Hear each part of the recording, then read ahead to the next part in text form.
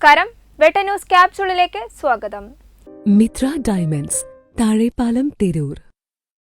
സംസ്ഥാനത്തെ മികച്ച പോലീസ് സ്റ്റേഷനുള്ള പുരസ്കാരം ലഭിച്ച കുറ്റിപ്പുറം സ്റ്റേഷൻ പരിധിയിൽ മോഷണ പരമ്പര. കഴിഞ്ഞ ഒരു മാസത്തിനിടെ 10ഓളം മോഷണമാണ് നടന്നത്. സംഭവത്തെക്കുറിച്ച് അന്വേഷിക്കുമ്പോൾ സ്റ്റേഷൻ ഹൗസ് ഓഫീസർക്ക് പോലും മോഷണത്തെക്കുറിച്ച് വിവരമില്ലെന്നാണ് പറയുന്നത്.